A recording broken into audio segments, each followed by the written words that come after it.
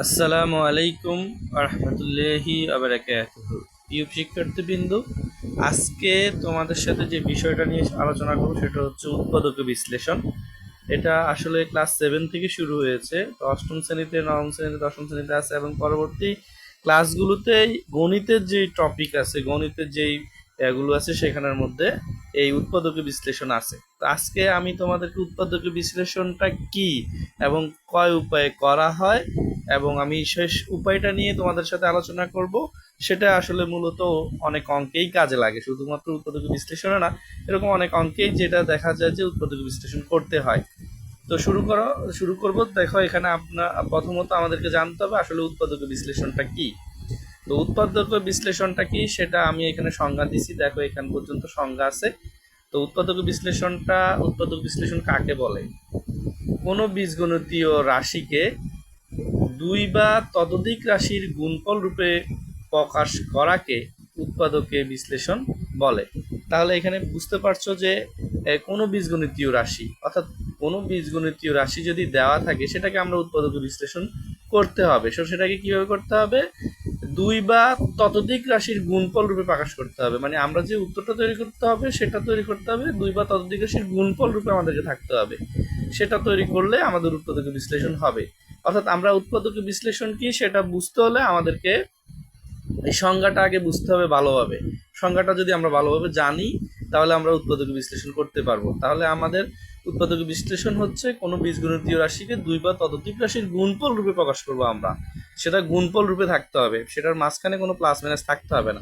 তো দেখো, এখানে আমি প্রয়োজনীয় সূত্র আমার যেটা আসলে প্রয়োজন উৎপাদক বিশ্লেষণ করার ক্ষেত্রে সেটা লিখছি।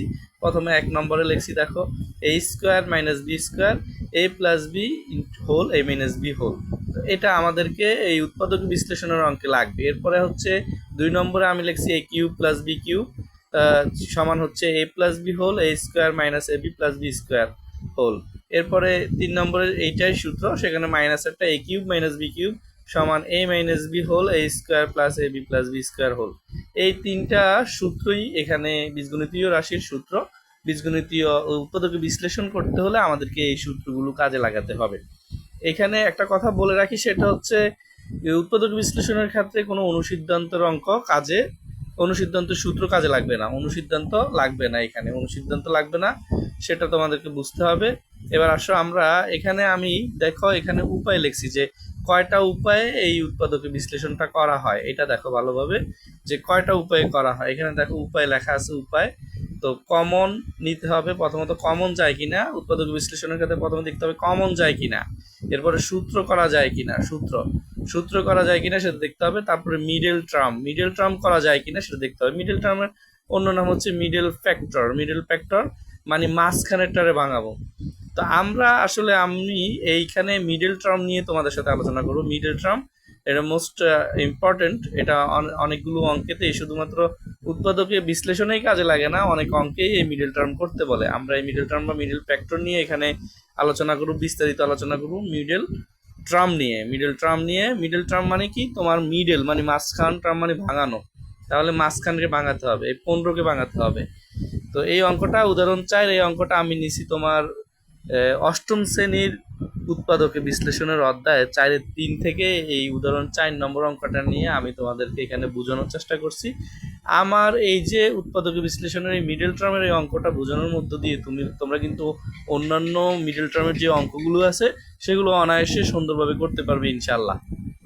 তো তোমরা খেয়াল করো, এখানে আমি মিডল টার্ম করতে যাচ্ছি। মিডল টার্ম হচ্ছে তোমার মিডল হচ্ছে মাঝখান, অর্থাৎ আমি 15কে ভাঙাবো। এখন আমরা ইচ্ছা মতো 15কে ভাঙাইতে পারি, যেমন ধরো 8 আর +7 দিলেও আমাদের 15 হয়। অথবা আমি যদি বলি যে আমার 14+1 হলেও আমার 15 হয়। হ্যাঁ, এরপরে যদি আমি বলি যে আমি 16 থেকে 1 বিয়োগ করব, সেটা আমার 15 হয়। তো মাঝখানে আমরা এভাবে ইচ্ছা মতো ভাঙাইতে পারি, কিন্তু ইচ্ছা মতো ভাঙালে তো আর অঙ্ক হবে না। অঙ্ক একটা নির্দিষ্ট নিয়মে যাবে। সেটা হচ্ছে এখানে দেখো এই 54 শেষের যে সংখ্যাটা সেটা 54। এই 54 সংখ্যাটাকে আমরা ভাঙাবো। 54 সংখ্যাটাকে ভাঙালে আমরা যে সংখ্যাটা পাবো, যে সংখ্যা দুইটা পাবো, অর্থাৎ 54 কোন কোন সংখ্যা গুণ করলে 54 হয়, ওই দুই সংখ্যা যোগ অথবা বিয়োগ করলে যেন মাঝখানের এই 15টা হয়। তো সেই দুই সংখ্যাটাই আমরা নিব। তো 54কে আমরা যদি ভাঙাই, আমরা যদি 54কে ভাঙাই, 54কে যদি আমরা ভাঙাই, দেখো আমরা 54কে 2 দিয়ে যায়, 2 দিয়ে কত বাদ যায়, 27 বাদ যায়, ঠিক আছে। এরপরে দেখো 27 বাদ যায়, এরপর 3 দিয়ে যায়, 3 নং 27, তারপরে আবার 27কে আবার 3 দিয়ে যায়, 3 তিরিকা 9। তাহলে এখন আমরা এই যে 2 3, এই যে 2 2 3, তারপরে এই 3, তারপরে এই 3, এইগুলো সবগুলো গুণ করলে আমাদের এই 54 সংখ্যাটা হবে। তা আমরা এইগুলোর মধ্য থেকে আমাদেরকে নির্ণয় করতে হবে কোন দুইটা সংখ্যা আমরা পাবো। দেখো আমি যদি 3 3 এই দুইটা নিই, 3 3 3 তিরিকা 9, 3 তিরিকা 9 9 হয় আমাদের। এরপরে আবার যদি 3 দুগুণে 6 হয়, তাহলে 6 আর 9 যদি আমরা গুণ করি তাহলে 6 নং আমাদের কত হয়, 54 হয়। তাহলে আমরা পেয়ে গেছি আমাদের সংখ্যাটা এই 6 ইন্টু কত, 9, 6 ইন্টু 9 ইকুয়াল কত, 54। এখন এই 6 ইন্টু 9 এই দুইটা সংখ্যা গুণ করলে আমাদের 54 হয়। এই দুইটা সংখ্যা যদি আমরা যোগ করি তাহলে 6 আর 9 আমাদের কত হবে, 6 প্লাস 9, তাহলে আমাদের কত হচ্ছে 15, মানে মাঝখানে যে সংখ্যাটা সেই সংখ্যাটা আমরা পাইতেছি। তাহলে আমরা কতের মধ্যে ভাঙাবো এখন, 6 আর 9 এর মধ্যে আমরা এই সংখ্যা ভাঙাবো। তাহলে 6 9 হলে আমাদের এই সংখ্যাটা হয়, তারপরে 6 আর 9 এর মধ্যে হচ্ছে 9 বড় আর কি 6 ছোট, তাহলে 9 6 যোগ করলে আমাদের 15 হয়। তো আমরা এই 15 এক্সট্রারে ভাঙানোর জন্য প্রথমত যেই এক্স স্কোয়ার আছে সেই এক্স স্কোয়ার থাকবে, এবং 9 আর 6 এর মধ্যে 9 সংখ্যাটা বড়, আমরা 9টাকে আগে লিখবো। এখানে যেহেতু 15 এর আগে মাইনাস আছে সেই মাইনাসটা আমরা এখানে দিব, মাইনাস 9x দিব। তারপরে আমাদের হচ্ছে পরবর্তীতে কোন সংখ্যাটা হবে, অর্থাৎ তোমার এখানে প্রথমটা তো তুমি এক্স স্কোয়ার উপর থেকে দেখি দেখি লিখবা, পরে 9x, কারণ 9 আর 6 এর মধ্যে আমরা কাজটা করতেছি, তো 9 আমরা লিখে ফেলাইছি, সেটা মাইনাসের ছিল, মাইনাস লিখে ফেলাইছি। পরের চিহ্নটা হবে কিভাবে, এই যে মাইনাস আর এই যে প্লাস, এটা গুণ করবা, প্লাসে মাইনাসে কি হয়, প্লাসে মাইনাসে মাইনাস হয়, পরবর্তী চিহ্নটা মাইনাসের হবে। এই সবসময় তোমাকে চিহ্ন নিয়ে চিন্তা করতে হবে, চিহ্ন অটোমেটিক হয়ে যাবে। প্রথমে বড় সংখ্যাটা, অর্থাৎ বড় সংখ্যাটা আমার 9, সেটা আমি এখানে ইউজ করছি, সেটা মাইনাসে ছিল, আমি মাইনাস দিছি উপরে। এবার এই মাইনাস আর এই প্লাস, এই দুইটা গুণ করলে প্লাসে মাইনাসে মাইনাস হয়। এরপরে 6কে নিয়ে আসবা, 6 নিয়ে আসি, এখানে এক্স লিখবা। এরপরে প্লাস 54 যেভাবে আছে প্লাস 54 ওইভাবে থাকবে। তো আশা করি তোমরা বুঝছো, বাঙালিটা তোমরা বুঝছো। বাঙালিটা না বুঝলেও তোমরা আমাকে আবার বলতে পারো, অসুবিধা নেই। এই যে মাঝখানের মধ্যে ভাঙানো হয়েছে, এর বাকিগুলা এক্স স্কোয়ার 54 উপরে যেগুলো আছে এক্স স্কোয়ার 54 সেগুলো কিন্তু ঠিক মতোই বসছে, শুধু মাঝখানেটা ভাঙানো হয়েছে। এবার দেখো 9x আর 6x, 9x আর 6x আমরা যদি যোগ করি তাহলে আমাদের 15x হয়। ঠিক আছে, আশা করি তোমরা বুঝতে পারছো। এবার দেখো এখানে এক্স স্কোয়ার মাইনাস 9x, এই দুইটার মধ্যে কি কমন যায়, এক্স কমন যায়। এক্স কমন যাওয়ার পরে যেহেতু এখানে এক্স স্কোয়ার, দুইটা এক্স স্কোয়ার আছে, সেখান থেকে এক্স একটা থাকে, আর কমন যাওয়ার পরে একটা কমন যাওয়ার পর আর একটা থাকে, আর মাইনাসের মাইনাস লিখবো। এরপরে হচ্ছে কি মাইনাসের মাইনাস এটা লিখবো। এরপরে এই 6x থেকে 9x এর ভাগ করলে এখান থেকে এক্স বাদ হয়ে যাবে, আর থাকবে 9। ঠিক আছে, এরপরে এখানে দেখো মাইনাস 6x প্লাস 54, এই 6x প্লাস 54 থেকে আমার 6 কমন যাচ্ছে, 6 কমন যাচ্ছে, এখানে এই দাগটা আমার এমনিতে পড়ে গেছে আর কি। তো 6 কমন, মাইনাস এখান থেকে মাইনাস থাকবে, -6 কমন যায়।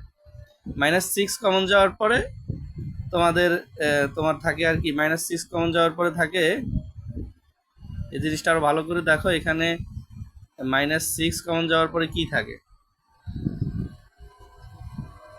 এই দাগটা আমার ভুলে পড়ছে। ঠিক আছে, তো এখানে দেখো, এখানে এই 6x প্লাস 54 থেকে আমার -6x কমন যায়। -6 কমন যাওয়ার কারণ হচ্ছে 6 দিয়ে 6 ও ভাগ করা যায়, 6 দিয়ে 54কেও ভাগ করা যায়, 6 দিয়ে 54কেও ভাগ, 6 কমন যাওয়ার পরে আমার এখানে 6 চলে গেলে আর থাকে x, এবং তোমার 6 কমন চলে যাওয়ার পরে x থাকে, এরপরে 6 দিয়ে 54কে ভাগ করলে 6 নং 54, দেখো এই যে এইখানে।